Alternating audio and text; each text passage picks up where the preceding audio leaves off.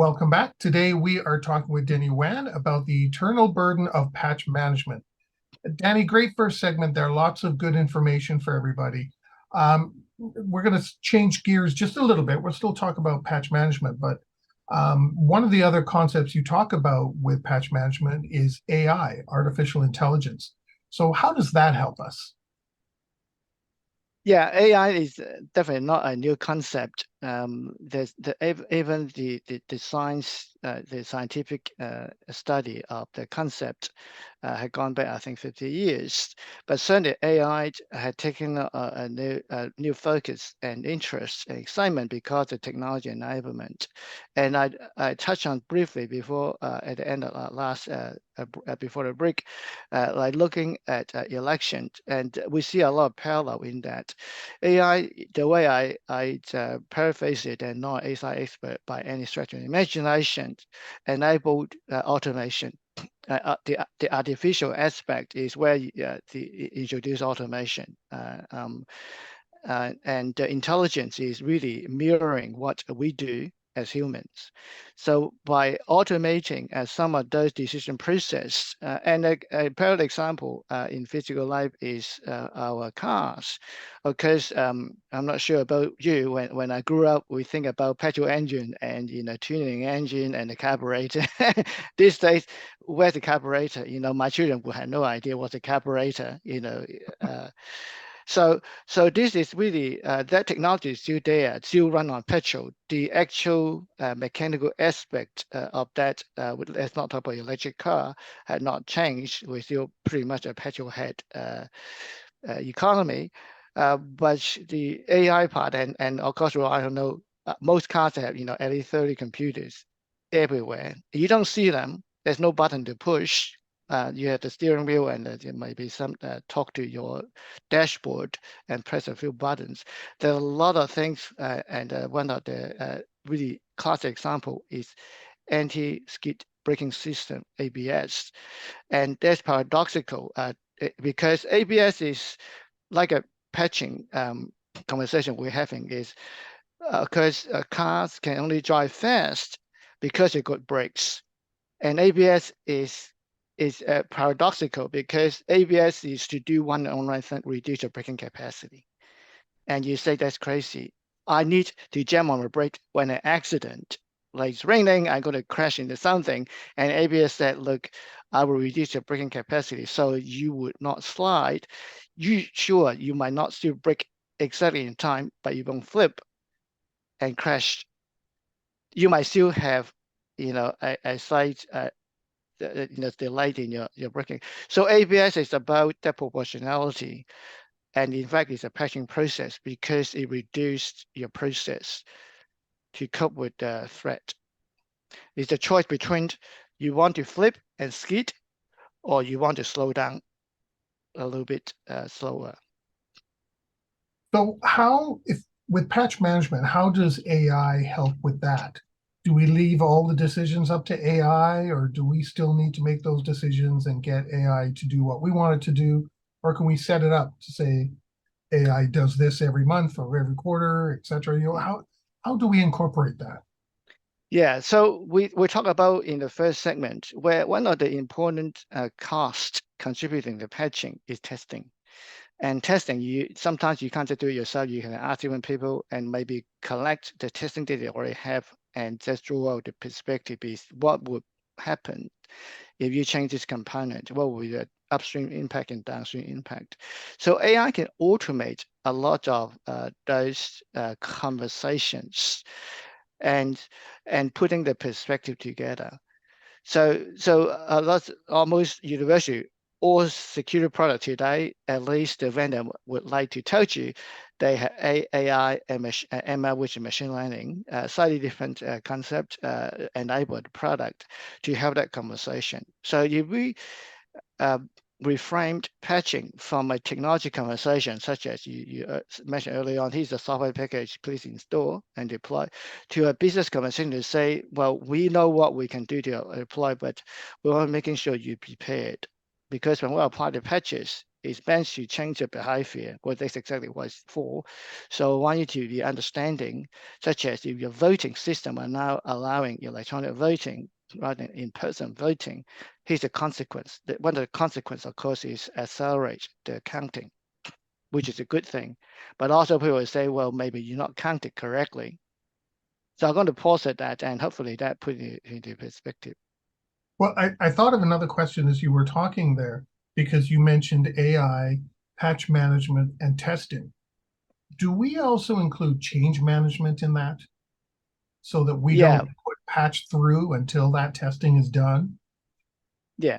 So thank you for that, because the unspoken word is, which I mentioned before, the most common saying and barrier to patching is not broken, please don't fix it, because patch introduce a change by definition. That's what patching does. It changes the behavior of the capability of the environment.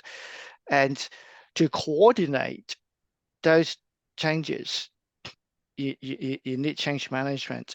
So when I said before, the most common barrier is, it's not broken, please don't fix it. And I met in passing, your asset owner paradoxically is the one who veto your change. They Hmm. threaten your change. And when you think about that, what the risk communication as a business language, and really what I want your focus to, is to help that business conversation with your asset owner. And paradoxically, people don't expect, because people think patching is against the bad guys, which it does at the technology level. But that's the patching algorithm, the technology, and all the uh, technical consideration.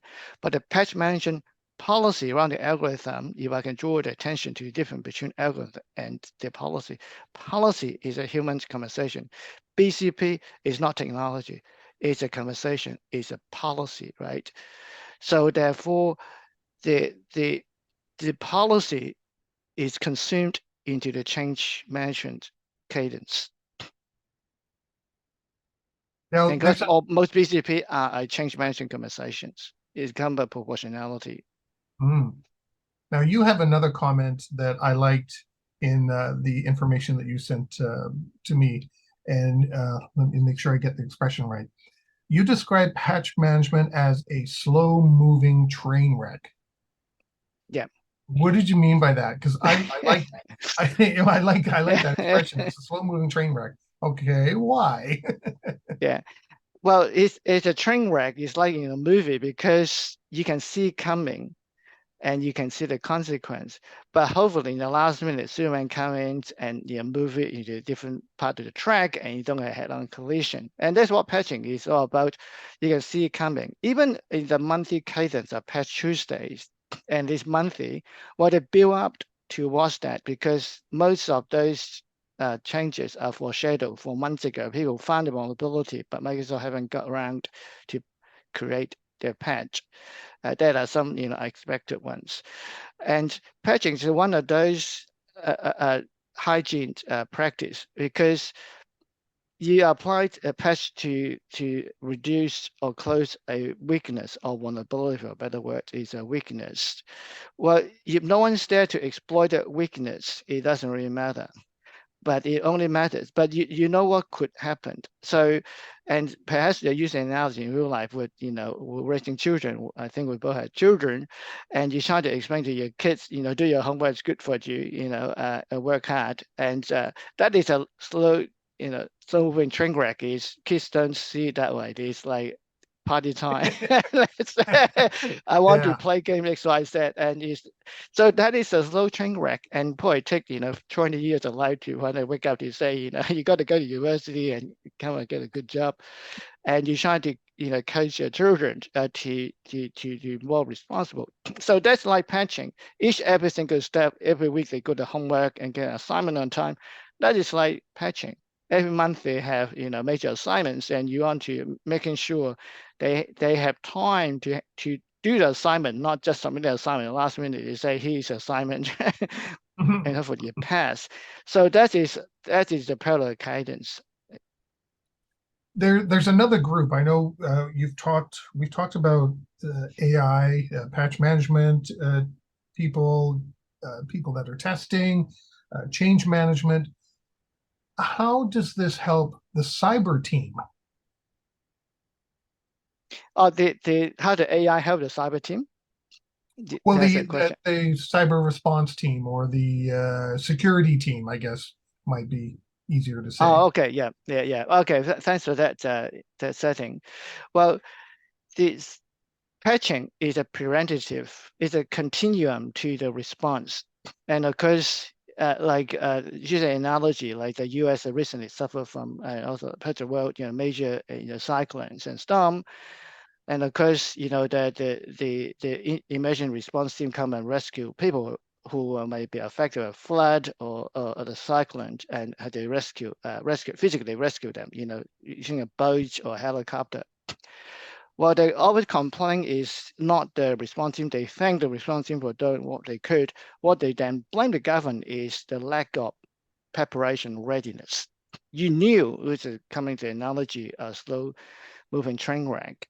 You knew, the drain is not there, the flood barrier is not there. You knew you should have raised a levy, but you didn't. Well, because we didn't have the money, or the road, you likely vulnerable to subsidence got washed out, and you didn't strengthen it. Yeah, we know. So there's a lot of preparation, and you can consider, as I mentioned before, if you open up the definition of patching to technology to process, those planning and processes affect budgets. There's so many things you can strengthen: roads, drainage system, electricity supply, water, emergency food supply. As a government, what can you do? And this is really coming down to AI. So a lot of course, increasingly the planning side, that those decisions enable AI, and we know what that looks like, because you need data to substantiate those proposals analysis. Hopefully that makes sense. I won't go Yep. too far off the track. Yep. No, that was good. I do want to ask another question about AI Mm. and with patch management and some of the other pieces that you brought forward. If we have too much reliance on AI to look after our patch management processes and all the different pieces of it, excuse me, we can be haunted by some of the decisions that are made, right? Like, is there too much reliance on AI for when it comes to patch management? Yeah, absolutely. Actually, thank you for that comment. In fact, it's one of the punchline I wanted to bring out in this conversation, this single opportunity. And the one line is they say, for patching, you cannot send a patching prioritization platform or the algorithm to jail. You can't. But the decision makers who prioritize the patches or the funding for the road upgrade or the flood levy, they can literally go to jail. So the patch prioritization policy and how the risk communication narrative can help is to literally stop people get literally starting to go to jail, is a get out of jail card for them, because they now consulted the community and come to a consensus, the priority in which you apply the patching, such as do we upgrade the flood levy first, or strengthen the road, or have emergent food supply store up in the locality. You knew that storm is coming, or you knew the storm season is coming. You can see what the previous storm looks like. You knew the potential extended impact, the slow train wreck. You knew, but you chose not to invest your funding and your resources in strengthening, protecting those vulnerable community. Well, you need to be able to be accountable for your action as a policy administrator. It's not the workers, which is the people, system measure applied the actual patching software package. It's the change management team, the cyber team, the CISO, who responds to the policy in prioritizing those resources. They are the responsible for that.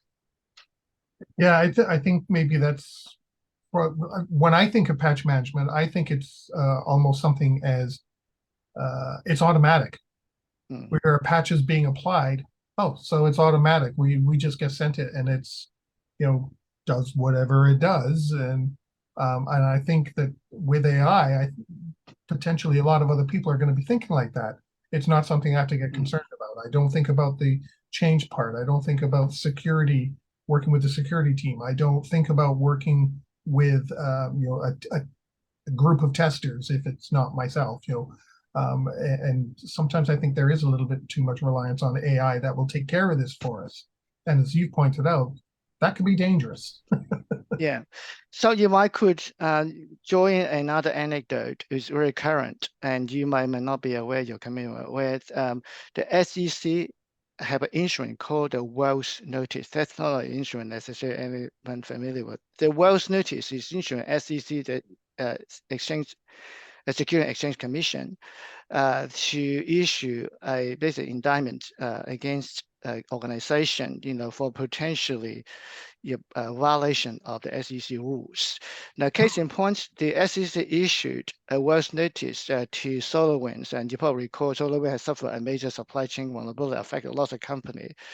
And in the context, SolarWinds was subjected to a shareholder security class action and settled for $26 million end of last year, around October last year, 2022.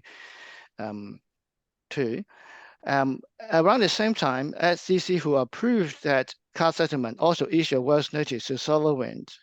And usually the settlement, the class action, close end of that matter because while no acknowledgement of fault, that's why you do the settlement. That is like compensated.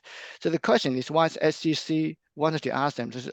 So the speculation is the SEC are interested in the disclosure of SolarWinds at the time, which is the subject of the class action. What did they know? The allegation, according to the detail, the shareholder class action was whether they have applied sufficient strengthening to manage the software supply chain. That was the vulnerability, right? So they're asking, have they patched the software supply chain process? The class action document was public, alleged that the SolarWinds management have turned a blind eye to some of those, quote, vulnerability that are very poor practices that they reasonably expect to have resulted in the incident they reported, and thus led to potentially the settlement of class action.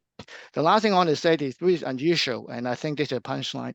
The Wells notice usually serves the organization. In this instance, first ever format of Wells notice served to both the CFO and the CISO. The point no surprise is served the CISO because, please explain why the CFO. Well, the answer is that the CFO is the one who signed off on the disclosure.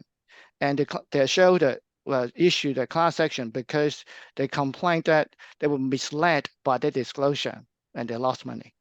So they settled for $26 million. The question the SEC potentially asking is, was the disclosure appropriate and reasonable?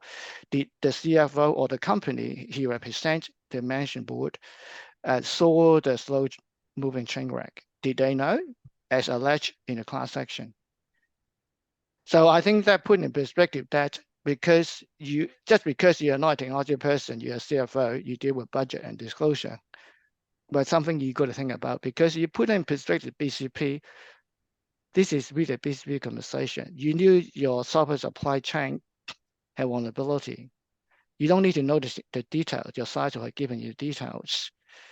Well, why did you decide it as an organization not to do what maybe you could have done? We don't know necessarily what it would be. That's what probably covered in the class action because it's settlement, we do not know the details. I'm going to pause at that. I will encourage your audience to do your research, and that's a very interesting conversation. It's the first time ever a CFO get dragged into this sort of cyber conversation. We make no sense, but also make complete sense, because we don't want to get bogged down in the technology conversation like the size we expect to have. It's better hit where the money is, right? Well, it kind of proves your point that you said earlier on too, that seen as patch management and these other pieces are seen as IT centric, but CFO is not in IT. So it does reach out to other areas. Yeah, but because a lot of those really rooted from is the funding decisions and the priority of business decision, not technology, because AI will help you with that technical analysis But AI, as I said early on, you cannot send AI and technology to jail. You can't and likely to send a CFO to jail. Well, If they found to be breaching their duty as a director. yeah. Well, we only have 4 minutes left. Do Mm. you have any tips that maybe some of the listeners and viewers we have out there, what they could maybe do right away to, see if how their patch management process is and what they could do right away to start moving on a stronger, better path? Yeah, Paul, just to close, I would do 2 points for the invitation. The first one is to demystify the conversation, which alluded to patching is a technology conversation. It is technology enabled, but ultimately the patching policy, not the algorithm, is a business conversation, and it is needed to be transformed and reframed from a technology conversation into a financial risk conversation. And there's that testimony to the situation faced by the solar wind. Secondly, because if I can do make a plug for our community, the FAIR community, the FAIR Institute, and the open group who published the FAIR standard, is please join our community, reach our community through the FAIR Institute, and have a conversation with our members and understand how we enabled your audience to have those business conversation and demystified this very important conversation and not to be exposed to seeing a slow moving train wreck. Yeah, nobody wants a slow moving train wreck. No, we don't. We have 2 minutes left. Any final thought? One quick little nugget or Yeah. anything to sum The up? other thing, if I can do a plug for my presentation of FairCon in October, and we're now recording in September. So when it comes out, might be after the FairCon, but if not, please come and join our community. And it is the most important conversation we have for our community in Washington, D.C. Great. Well, thank you so much, Denny, for reaching out and being a part of the show today. I really appreciate it. I learned some new things, and I was one of the people who, let's face it, saw patch management as IT centric, but you pointed out there's a lot more to it. So I really appreciate that. Thank you for the opportunity to speak. Great. See, I can learn things. Yeah, we all do. years. And I have learned a lot from all your recording before. So I'm very privileged to have the opportunity to speak with you. Oh, great. Well, thank you. It was a privilege to have you here. And like I said, I'm happy you reached out so we could talk about this. So thank you once again. Have a great day, because I know it's morning in Australia. So have a great day. And everybody watching and listening, stay prepared, everybody.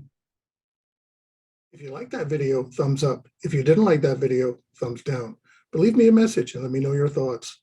Of course, don't forget to subscribe. And in the meantime, stay prepared, everybody.